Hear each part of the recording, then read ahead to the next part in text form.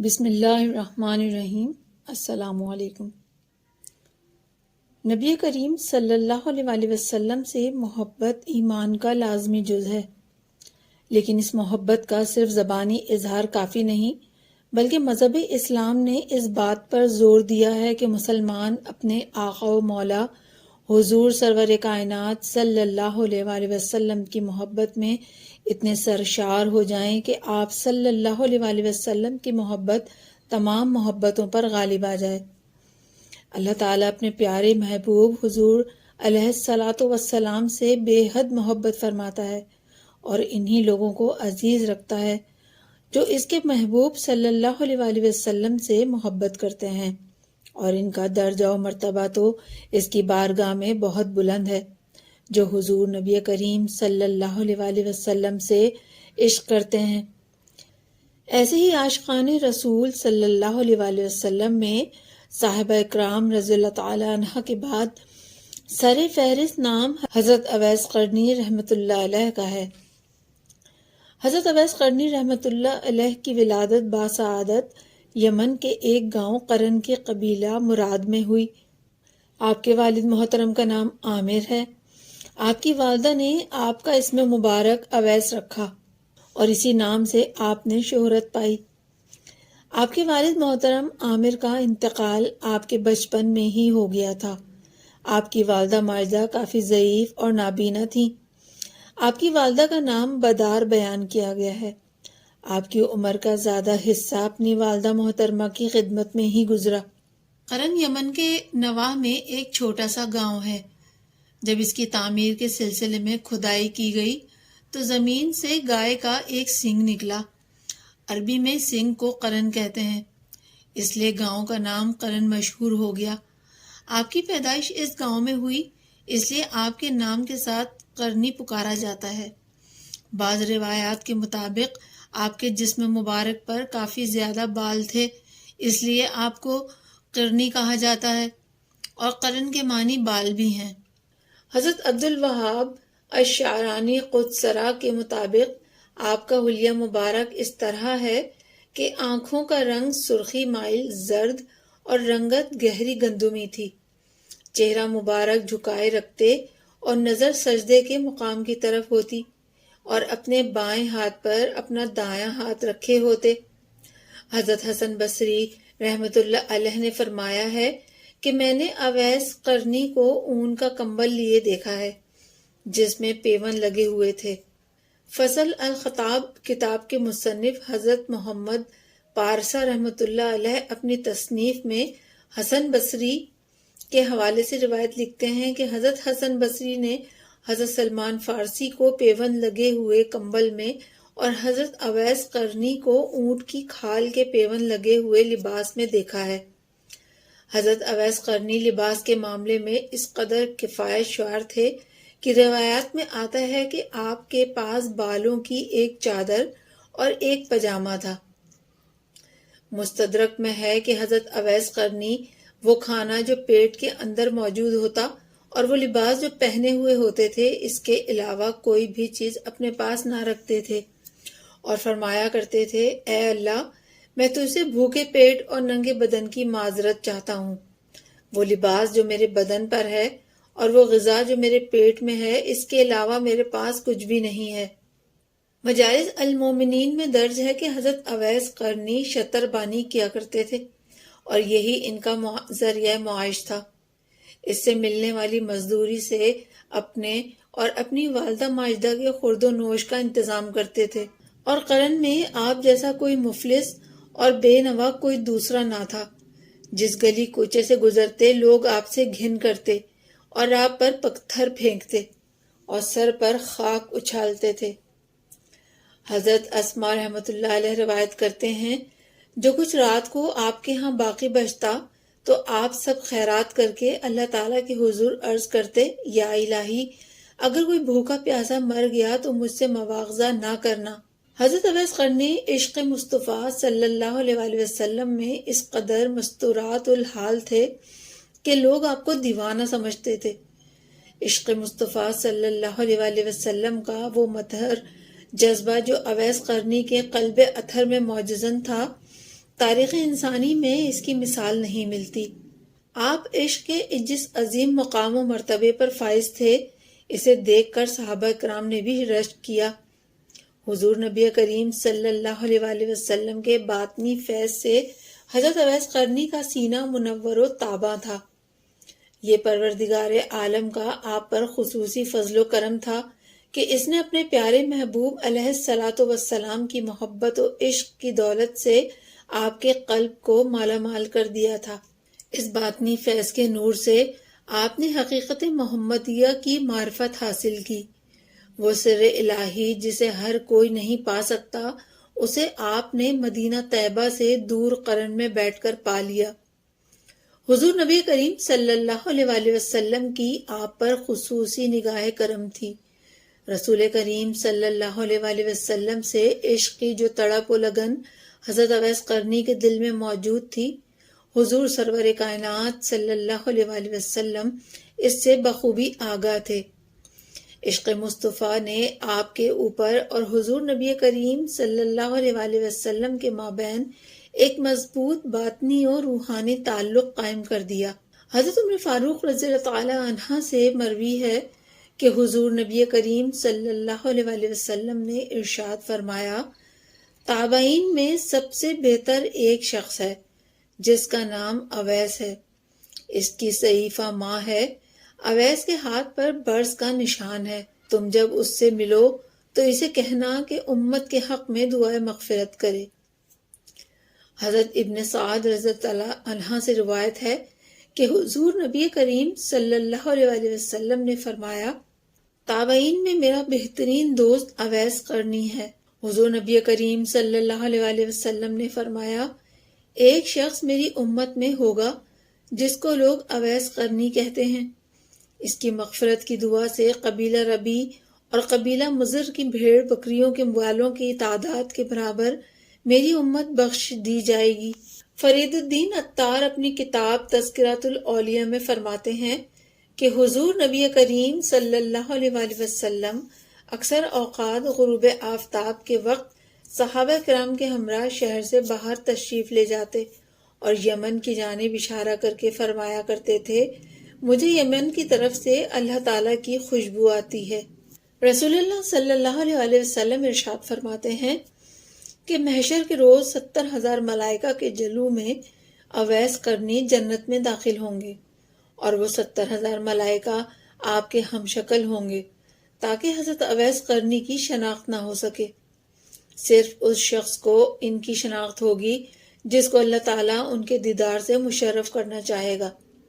یہ اس وجہ سے ہوگا کہ آپ رضی اللہ تعالیٰ عنہ نے اپنی ساری زندگی خلوت نشین ہو کر اور مخلوق سے پردہ پوشی اختیار کر کے محض اللہ تعالیٰ کے لیے عبادت و ریاضت میں صرف کی۔ حضرت ابو ہریرہ رضی اللہ تعالیٰ عنہ سے روایت ہے کہ سرکار دو عالم نور مجسم صلی اللہ علیہ وآلہ وسلم نے فرمایا، اللہ تعالیٰ اپنے بندوں میں ایسے برگزیدہ بندوں کو دوست رکھتا ہے جو دنیا داروں کی نظروں سے پوشیدہ رہتے ہیں۔ ان کے چہروں کے رنگ سیاہ، پیٹ ساتھ لگے ہوئے، کمریں پتلی ہوتی ہیں، اور وہ ایسے لاپرواہ ہوتے ہیں، اگر بادشاہ بھی ملے اور ان سے ملاقات کی اجازت طلب کرے تو وہ اجازت نہ دیں۔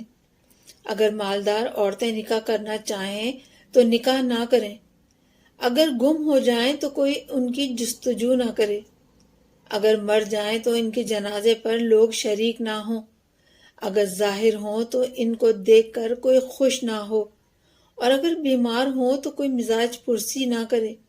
صحابہ کرام رضی اللہ تعالی عنہ نے دریافت کیا، یا رسول اللہ صلی اللہ علیہ وآلہ وسلم، فرمائیے وہ کون ہے؟ فرمایا وہ اویس قرنی ہے۔ صحابہ کرام رضوان اللہ اجمعین نے عرض کیا کہ یہ اویس قرنی کون ہے؟ فرمایا اس کا حلیہ یہ ہے کہ اس کی آنکھیں نیلگوں ہوں گی، قد درمیانہ ہوگا اور دونوں کانوں کے مابین خاصا فاصلہ ہوگا، دایاں ہاتھ بائیں ہاتھ پر رکھا ہوگا، آنکھیں سجدہ گاہ پر لگی ہوئی ہوں گی، تھوڑی سینے کی جانب جھکی ہوئی ہوگی، جسم پر پرانے کپڑے ہوں گے جو پہنے ہوئے ہوگا، ایک پاجامہ اور دوسری چادر۔ دنیا میں کوئی بھی اسے نہیں جانتا، لیکن آسمانوں پر بڑی شہرت ہے، اگر وہ کسی بات پر قسم کھائے تو اللہ تعالیٰ اس کی قسم کو سچ کر دے۔ مولانا معین الدین ندوی اپنی کتاب سیرت الصحابہ میں رقم کرتے ہیں، آپ ساری رات قیام میں گزار دیا کرتے تھے، دوسری رات آپ رکوع میں گزار دیتے تھے اور اسی طرح تیسری رات سجدے میں گزار دیتے تھے۔ جب لوگوں نے آپ سے پوچھا کہ کیا آپ اتنی طاقت رکھتے ہیں کہ روزانہ ایک ہی حالت میں دراز رات گزار دیتے ہیں، آپ نے جواب میں فرمایا، دراز راتیں کہاں ہیں، کاش ازل سے ابد تک ایک ہی رات ہوتی جس سے ایک سجدہ کر کے گریہ بسیار کرنے کا موقع نصیب ہوتا، مگر افسوس کہ راتیں اتنی چھوٹی ہیں کہ صرف ایک ہی مرتبہ سبحان ربی الاعلیٰ کہنے پاتا ہوں کہ دن طلوع ہو جاتا ہے۔ میں چاہتا ہوں کہ ایسے عبادت کروں جیسے فرشتے عبادت کرتے ہیں۔ آپ کو نماز سے بہت زیادہ محبت تھی، کیونکہ آپ کے محبوب تاجدار مدینہ حضرت محمد مصطفیٰ صلی اللہ علیہ وآلہ وسلم کو بھی نماز سے بہت زیادہ محبت تھی۔ حضرت اویس قرنی کی توجہ دنیا سے ہٹ کر آخرت کی طرف مائل ہو چکی تھی۔ آپ دنیا سے صرف اسی قدر ہی واسطہ رکھتے تھے جس قدر زندہ رہنے کے لیے ضروری ہوتا ہے۔ آپ گوشہ نشینی کو پسند فرماتے تھے، اسی لیے آبادی سے دور رہنے کو ترجیح دیتے تھے۔ اس کی خاطر آبادی سے دور ایک مکان میں مقیم تھے۔ جب اس مکان تک بھی لوگوں کی رسائی ہو گئی اور آپ کی عبادت میں خلل پیدا ہونا شروع ہوا تو آپ نے وہ مکان کو چھوڑ دیا اور جنگل کی جانب نکل گئے اور یکسوئی کے ساتھ عبادت الہی میں مشغول ہو گئے۔ آپ فجر کی اذان کے وقت گھر سے نکلتے اور نماز عشاء پر واپس تشریف لاتے تھے۔ اپنے کھانے سے زیادہ جو خوراک آپ کے پاس ہوتی وہ غریبوں میں بانٹ دیتے۔ آپ کو دنیاوی چیزوں سے قطعاً محبت نہ تھی۔ حضور نبی کریم صلی اللہ علیہ وآلہ وسلم کا فرمان مبارک بھی یہی ہے کہ دنیا کی محبت ہر برائی کی جڑ ہے، اس لیے دنیا سے محبت نہ رکھو۔ یہی وجہ تھی کہ حضرت اویس قرنی بھی دنیا کی پرواہ نہ کرتے تھے اور دنیا سے الگ تھلگ اپنے آپ کو اللہ تعالیٰ کی عبادت میں مشغول رکھا ہوا تھا۔ آپ جانتے تھے کہ دنیا سے محبت رکھنے کا مقصد اپنی آخرت برباد کرنے کے مترادف ہے۔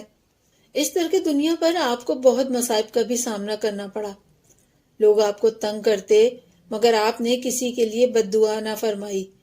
جب کبھی آبادی کی طرف آتے تو نہ سمجھ لوگ اور بچے آپ کی حالت دیکھ کر ہنستے اور آپ کو دیوانہ سمجھتے اور تنگ کرنے کی غرض سے آپ پر پتھر پھینکتے تو آپ ان سے مخاطب ہو کر فرماتے، لوگوں چھوٹی کنکریاں مارا کرو، بڑے بڑے پتھر مارنے سے میرا خون بہہ جاتا ہے اور میرا وضو خرج جاتا رہتا ہے، تمہارے ایسا کرنے سے میری نماز قضا ہو جاتی ہے۔ سبحان اللہ۔ امام التابعین حضرت اویس قرنی نے رسالت مآب صلی اللہ علیہ وآلہ وسلم کا زمانہ پایا اور غائبانہ اسلام قبول کیا، لیکن عہد رسالت میں موجود ہونے کے باوجود ظاہری ملاقات سے محروم رہے۔ آپ نادیدہ جمال نبوی صلی اللہ علیہ وآلہ وسلم کے پروانوں میں سے تھے۔ آپ کا شمار ان برگزیدہ واردگان محبت میں ہوتا ہے جن کی تخلیق ہی عشق و محبت کی خمیر سے ہوئی تھی۔ بندگان خدا مقربین خدا ہوتے ہیں۔ ذات باری تعالیٰ نے جبرائیل علیہ السلام کے ذریعے آپ کا تعارف سرور کائنات صلی اللہ علیہ وآلہ وسلم سے کرا دیا تھا۔ محب اور محبوب کے درمیان ظاہری نہیں بلکہ باطنی طور پر ربط و تعلق تھا۔ غلبہ حال اور استغراق کے باعث آپ حضور اکرم صلی اللہ علیہ وآلہ وسلم کے شرف و دیدار سے محروم رہے۔ دربار نبوی صلی اللہ علیہ وآلہ وسلم میں حاضر نہ ہونے کی ایک وجہ آپ کی والدہ معزہ بھی تھی، جو ضعیفہ اور نابینا تھیں اور آپ کو خود سے جدا نہ ہونے دیتی تھیں۔ آپ دن رات ان کی خدمت و اطاعت میں رہتے۔ قرآن کریم میں اللہ اور رسول صلی اللہ علیہ وآلہ وسلم کی اطاعت کے بعد والدین کی اطاعت و خدمت کا حکم اکثر ملتا ہے، اس لیے آپ حکم ربانی کے پیش نظر والدہ کی خدمت میں رہنا ضروری سمجھتے تھے۔ آپ استطاعت نہ رکھتے تھے کہ والدہ کے ساتھ حضور نبی کریم صلی اللہ علیہ وآلہ وسلم کی خدمت اقدس میں پیش ہو سکیں اور نہ ہی ان کو ایک لمحے کے لیے تنہا چھوڑ سکتے تھے۔ اس لیے آپ زیارت نبوی صلی اللہ علیہ وآلہ وسلم سے محروم رہے۔ دیدار جمال مصطفیٰ صلی اللہ علیہ وآلہ وسلم کے شوق اور عشق حبیب خدا نے حضرت اویس قرنی کو انتہائی بے قرار کر دیا۔ آپ ماہی بے آپ کی طرح تڑپنے لگے تو ایک دن ہمت کر کے والدہ ماجدہ سے رخصت کی اجازت طلب کر ہی لی۔ والدہ نے اجازت دیتے وقت فرمایا کہ جلد واپس آ جانا۔ آپ نے ضرورت کی چند چیزیں لیں اور ایک لمحہ ضائع کیے بغیر ننگے پاؤں بے تابی سے بھاگتے چلے گئے۔ قرن سے مدینہ کا طویل سفر پا پیادہ طے کر کے دیار حبیب صلی اللہ علیہ وآلہ وسلم میں پہنچے۔ حضرت عائشہ رضی اللہ تعالیٰ عنہ کے حجرے پر تشریف لے گئے اور دریافت کرنے پر پتہ چلا کہ حضور نبی کریم صلی اللہ علیہ وآلہ وسلم باہر تشریف لے گئے ہیں۔ تو آپ نے حضرت عائشہ رضی اللہ تعالیٰ عنہ سے عرض کیا کہ جب حضور نبی کریم صلی اللہ علیہ وآلہ وسلم تشریف لائیں تو آپ صلی اللہ علیہ وآلہ وسلم سے میرا سلام عرض کر دیجئے گا۔ والدہ ماجدہ کے حکم کے مطابق آپ انتظار کیے بغیر واپس لوٹ آئے۔ جب حضور صلی اللہ علیہ وآلہ وسلم گھر تشریف لائے تو ایک نور کا حالہ دیکھا جو پہلے کبھی نہ دیکھا تھا۔ حضرت عائشہ رضی اللہ تعالیٰ عنہ سے دریافت کیا کہ یہاں کون آیا تھا؟ انہوں نے کہا کہ ایک شتر بان تھا جو سلام کہہ کر گیا۔ یہ سن کر آپ صلی اللہ علیہ وآلہ وسلم نے فرمایا تحقیق یہ نور اویس قرنی کا ہے۔ حضرت اویس قرنی نے والدہ ماجدہ کی وفات کے بعد کئی بار مدینہ طیبہ کا سفر کیا۔ مدینہ طیبہ میں در مصطفیٰ صلی اللہ علیہ وآلہ وسلم کی حاضری کے بارے میں حضرت سلطان ولد نے اپنی کتاب مثنوی میں لکھا ہے کہ رسول اکرم صلی اللہ علیہ وآلہ وسلم کی وفات کے بعد آپ کو روضہ مقدسہ کی زیارت کا شوق غالب آیا۔ آپ مدینہ منورہ تشریف لے گئے۔ صحابہ کرام نے آپ سے سوال کیا کہ آپ نے حضور اکرم صلی اللہ علیہ وآلہ وسلم کی ظاہر حیات مبارکہ میں زیارت کا شرف کیوں نہ حاصل کیا؟ آپ رضی اللہ تعالیٰ عنہ نے فرمایا کہ میری والدہ بیمار رہتی تھی اور مجھے اپنے پاس سے کہیں جانے نہیں دیتی تھی۔ صحابہ کرام رضی اللہ تعالیٰ عنہ نے فرمایا ہم نے تو اپنے مال و متاع اور ماں باپ کو بھی حضور اکرم صلی اللہ علیہ وآلہ وسلم کی محبت اور شوق میں قربان کر دیا، اور آپ فقط اپنی ماں کو چھوڑ کر نہ آ سکے۔ آپ نے فرمایا کہ آپ حضرات کو تو حضور اکرم صلی اللہ علیہ وآلہ وسلم کی صحبت اور خدمت میں رہنے کا شرف حاصل رہا ہے۔ حضور علیہ الصلوۃ والسلام کا حلیہ مبارک تو بیان فرمائیے۔ صحابہ کرام نبی کریم صلی اللہ علیہ وسلم کی ظاہری صورت اور دیگر اعضاء مبارک کی بعض نشانیاں اور کچھ معجزات بیان فرمانے لگے۔ حضرت اویس قرنی نے فرمایا میری مراد حضور اکرم صلی اللہ علیہ وآلہ وسلم کی ظاہری شکل و صورت سے نہیں بلکہ آپ صلی اللہ علیہ وآلہ وسلم کی باطنی شکل و صورت اور معنوی جمال دریافت کرنا چاہتا ہوں، وہ بیان فرمائیے۔ صحابہ کرام رضی اللہ تعالیٰ عنہ نے فرمایا ہمیں جس قدر معلوم تھا بیان کر دیا، اگر اس سے زیادہ آپ کو معلوم ہو تو بیان فرمائیں۔ اس پر حضرت اویس قرنی رحمۃ اللہ علیہ نے عشق مصطفیٰ میں سرشار ہو کر حضور نبی کریم صلی اللہ علیہ وآلہ وسلم کے جمال و کمال، عادات و خصائل اور حلیہ مبارک کا اس طرح سے بیان فرمایا کہ صحابہ کرام پر بے خودی اور جذب کی کیفیت طاری رہی۔ پھر جب حالت سنبھلی تو صحابہ کرام کو حضرت اویس قرنی پر بہت رشک آیا اور محبت کے جذبات سے مغلوب ہو کر آپ کے ہاتھوں کے بوسے لیے۔ اس سے معلوم ہوا کہ آپ کو سرور کائنات صلی اللہ علیہ وآلہ وسلم سے کس قدر عشق تھا اور کتنا قرب باطنی حاصل تھا۔ حضور نبی کریم صلی اللہ علیہ وآلہ وسلم نے اپنے وصال سے پہلے صحابہ کرام رضی اللہ تعالیٰ کو وصیت فرمائی کہ میرا جبہ مبارک میرے اویس قرنی کے پاس لے جانا اور میرا سلام پہنچانا اور میری امت کے لیے دعا طلب کرنا، کیونکہ اویس کی دعا میری امت کے لیے مقبول ہوگی۔ جب آپ لوگ یمن جاؤ گے تو اویس کو شتربانوں کے درمیان بیٹھا پاؤ گے۔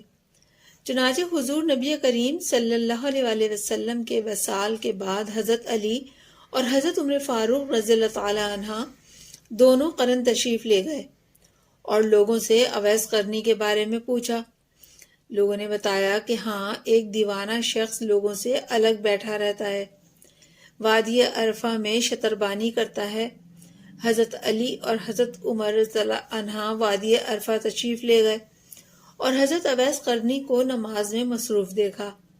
نماز سے فارغ ہوئے تو حضرت علی اور حضرت عمر رضی اللہ تعالی عنہ دونوں آپ کے سامنے بیٹھ گئے اور حضور نبی کریم صلی اللہ علیہ وآلہ وسلم کا سلام پہنچایا اور جبہ مبارک پیش کیا اور امت محمدیہ کے لیے دعائے مغفرت طلب کی۔ حضرت اویس قرنی نے یہ جبہ مبارک چوما اور سر بسجود ہو گئے اور روتے ہوئے مناجات کی، یا اللہ، تیرے محبوب کا جبہ مبارک اس وقت تک نہ پہنوں گا جب تک امت محمدیہ بخشی نہ جائے۔ تیرے محبوب صلی اللہ علیہ وآلہ وسلم نے یہ کام میرے ذمے لگایا ہے۔ غیب سے آواز آئی کہ اتنے ہزار لوگوں کو بخش دیا ہے۔ آپ نے کہا، میں نے تو سب کی مغفرت طلب کی ہے۔ آواز آئی، اتنے ہزار مزید بخش دیے ہیں۔ آپ اصرار کرتے رہے حتیٰ کہ آواز آئی کہ اتنی امت محمدیہ بخش دی گئی جتنی تعداد میں قبیلہ ربیع اور قبیلہ مضر کی بھیڑ بکریوں کے جسموں پر بال ہیں۔ یہ بشارت پا کر آپ نے اپنا سر مبارک سجدے سے اٹھایا اور جبہ مبارک پہنا اور حضرت علی اور حضرت عمر رضی اللہ عنہ کو اللہ تعالیٰ کی رحمت سے آگاہ کیا۔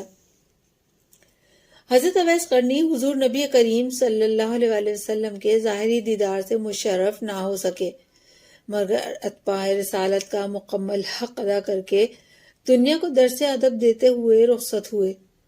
عشق کے اظہار کا یہ ایک ایسا منفرد انداز تھا جو صرف آپ ہی کا خاصہ تھا، اور آپ کا حضور نبی کریم صلی اللہ علیہ وآلہ وسلم سے عشق درجہ کمال تک پہنچا ہوا تھا۔ حضرت اویس قرنی کا مرتبہ اللہ تعالیٰ کی بارگاہ اقدس میں بہت بلند تھا۔ آپ سچے عاشق رسول تھے، یہی وجہ تھی کہ آپ کا شمار اللہ تعالیٰ نے اپنے خاص بندوں میں کیا۔ آپ ذات واحد کا راز پا چکے تھے اور ہر وقت اللہ پاک کے اسرار اور مشاہدے میں مستغرق رہا کرتے تھے۔